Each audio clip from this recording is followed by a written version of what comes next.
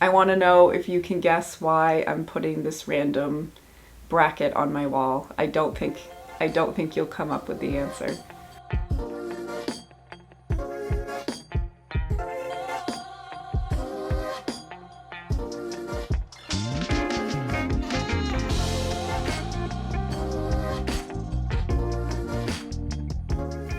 Something really cool happened last year, which is my studio was featured in this magazine called In Her Studio. This is a magazine that I love to look at. It's super fun to take a peek into other people's spaces. And I had some professional photos taken of my studio space last October. My friend and photographer Nicole Lapierre, who is a wonderful photographer from here in Nova Scotia, came to my space and we took a bunch of photos and I sent them in to the magazine and they were accepted. I want to show you these photos because, first of all, they're stunning. And this is how my space looks like when I have put everything where it goes and it's all clean and tidy and everything's been wiped down and set up, and it's kind of like the idealistic version of my studio, which is a little different than what I'm going to show you today.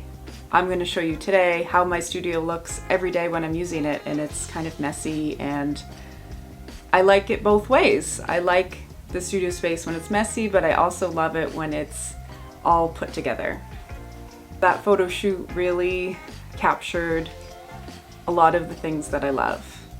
I love this room, I love working in here, and I got to show it off when it's looking its best, in the same way that I had my headshots that day after my hair was done and I had a cute outfit on.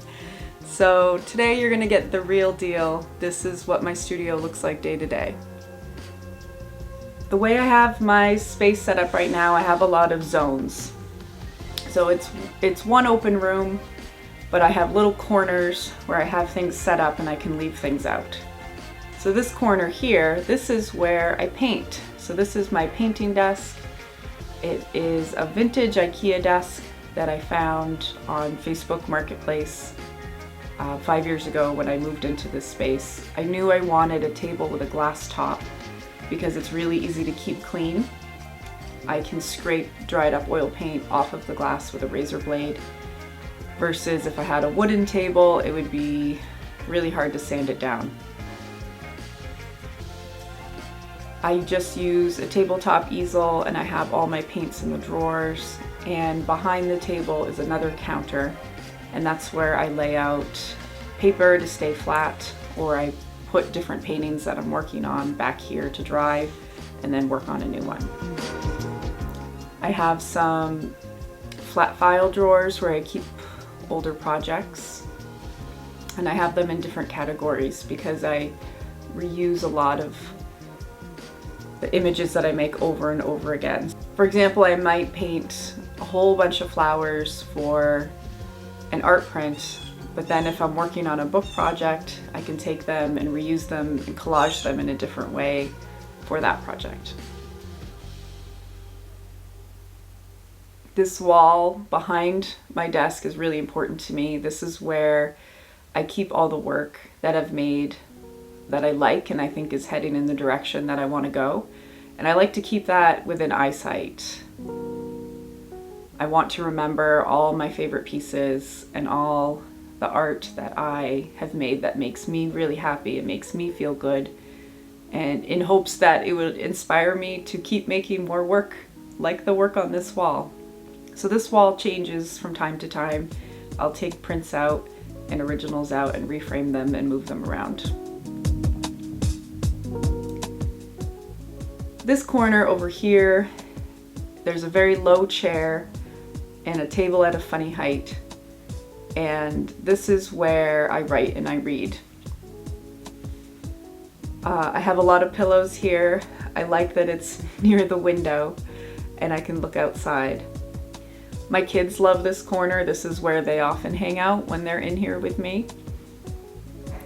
These panels are actually wardrobe panels from IKEA that I hung across the window, and they glide open like they would on a wardrobe, and I can slide them across and control the light that's coming in from these windows.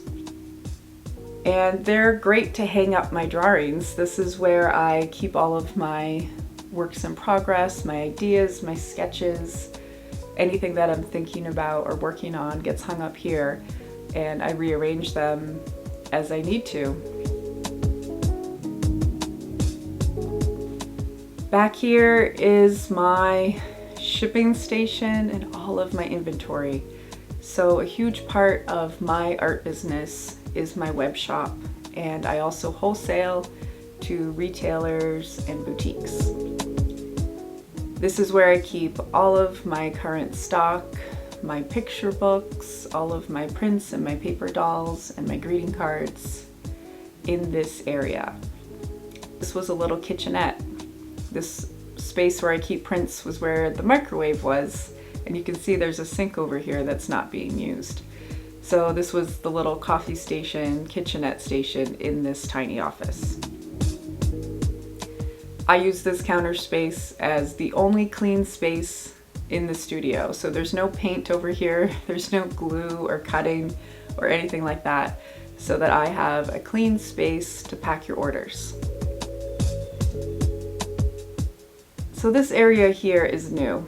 I have this little cabinet, and I'm going to install this hook here, and you're gonna see why I need this in a moment.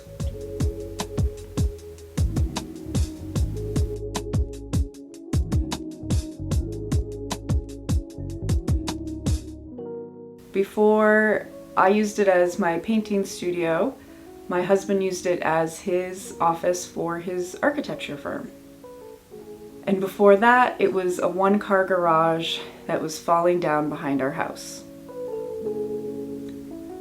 The conversion of this space from a one-car garage into the room that it is now was a lot of work, and the only thing that still exists from that original structure is the roof. We had to keep the roof because of some of the bylaws and rules in where we live, and we had to keep some part of the structure, because if we took it down completely, we would have to move it away from the property line, and it's actually in the perfect location for us, so we really wanted to keep it here. So the only thing that still exists from that original structure is the roof, and that was kind of a funny way to remake a building, by putting the roof up on stilts and building underneath it, but that's what we did. One thing I love about how Troy designed this space is that he used a lot of recycled materials.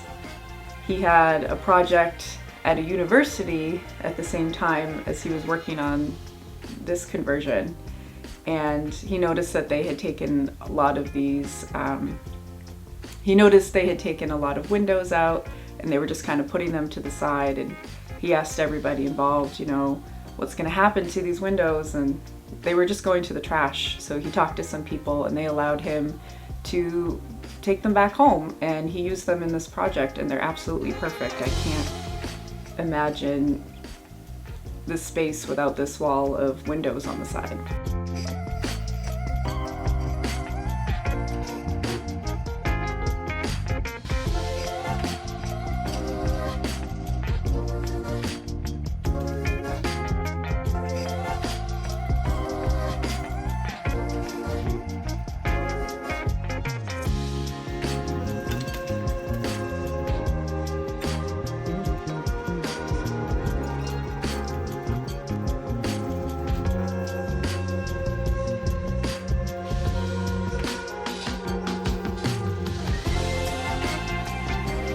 Thank you so much for watching this video and taking a tour of my studio with me. If you're interested, check out this video, which will tell you all about my illustration style and how I came to find it.